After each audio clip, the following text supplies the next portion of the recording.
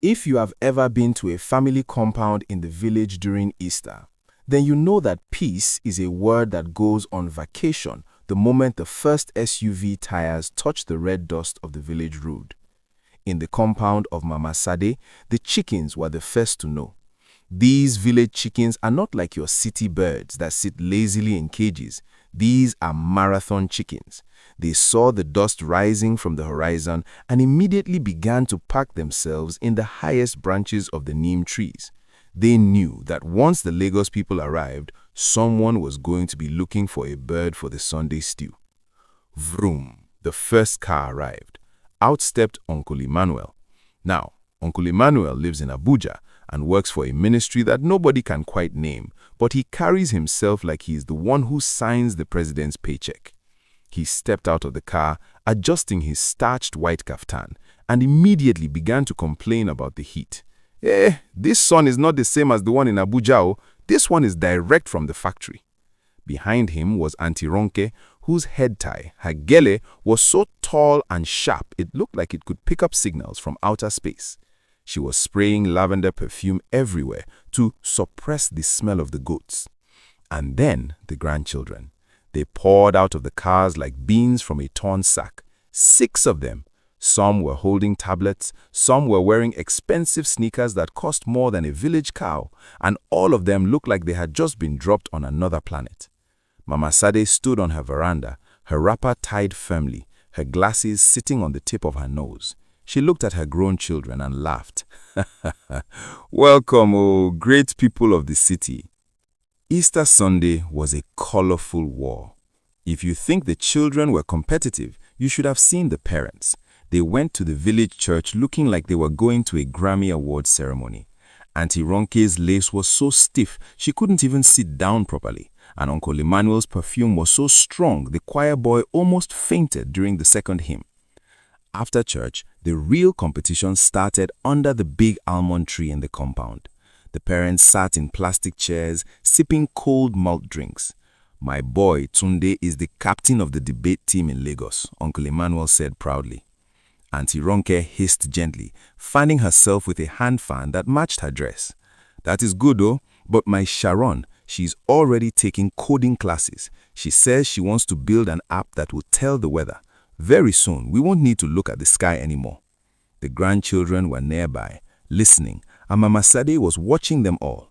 She saw the way the parents were pushing their pride onto the kids, and she decided it was time to bring everyone back to earth. Easter Monday came with a cool, dusty breeze.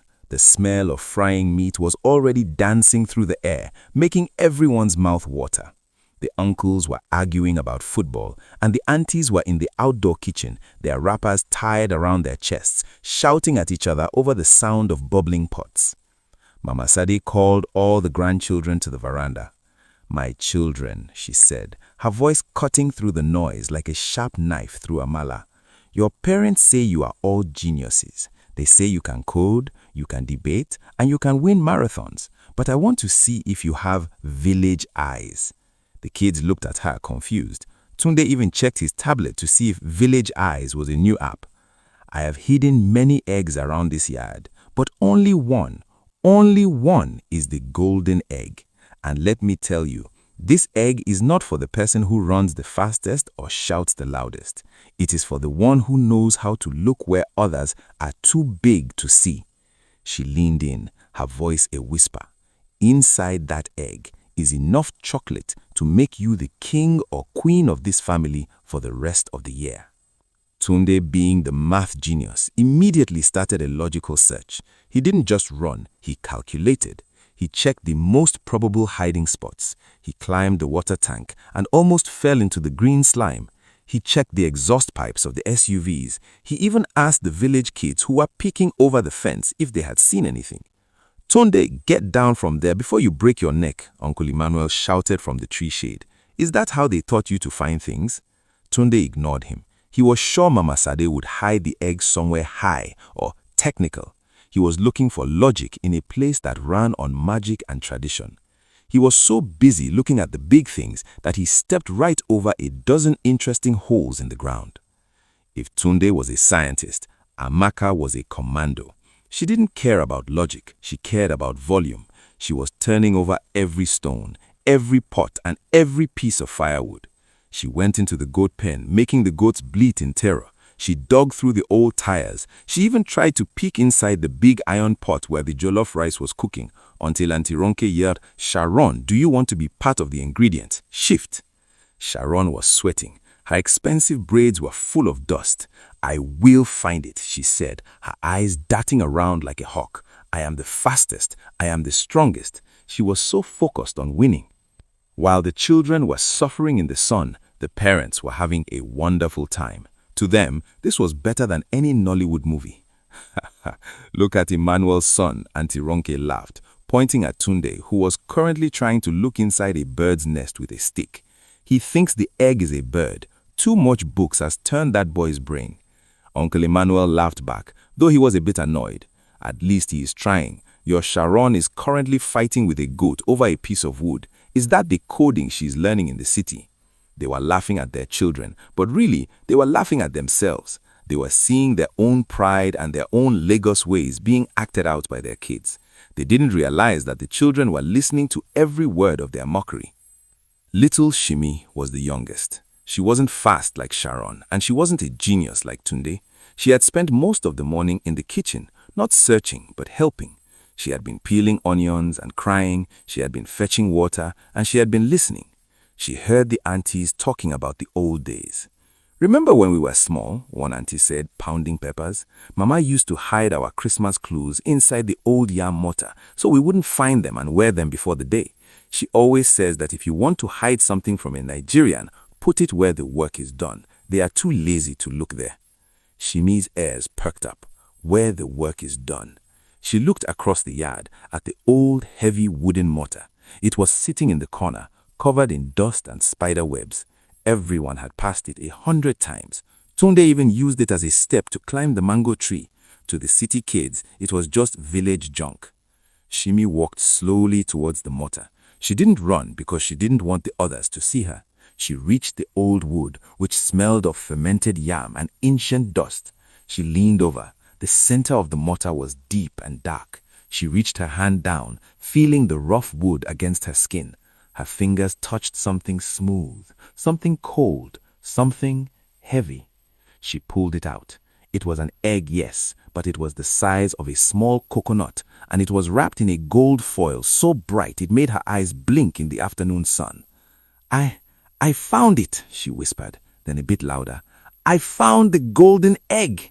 The compound went silent. It was as if someone had pressed the mute button on a remote control. Tunde dropped the stick he was using to poke the roof. Sharon froze, her hand still inside a pile of firewood. The parents stood up from their chairs, their malt drinks forgotten. "What?" Uncle Emmanuel shouted. "In that old mortar. I sat on that thing this morning." "Shimi?" Sharon yelled, running over, her face full of soot. "How? I searched that whole area." Shimi stood on the veranda, holding the shimmering gold prize. The city kids gathered around her, looking at the egg with a mix of jealousy and wonder. It was beautiful. It was the kind of gold that made you feel rich just by looking at it.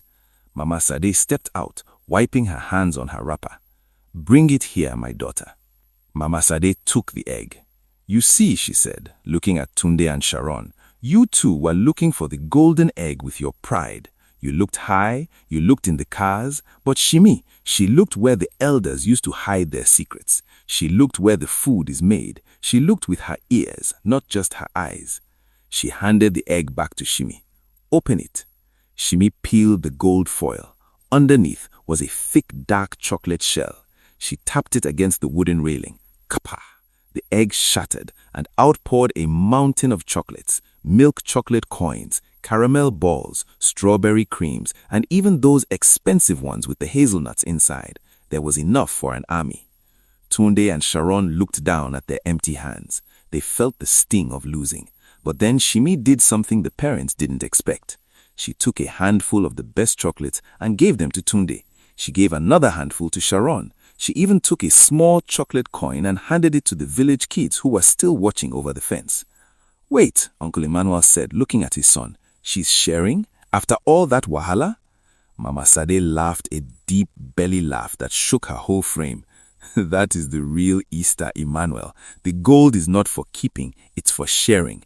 And while you are busy bragging about who is the smartest, the youngest among you was the only one who understood the lesson. The parents looked at each other. They realized that their children had learned more in one afternoon from a grandmother and a chocolate egg than they had learned in a year of coding and debating. As the sun began to set, the compound was finally peaceful. The Lagos people and the village people sat together, their faces smeared with chocolate, laughing not at each other, but with each other.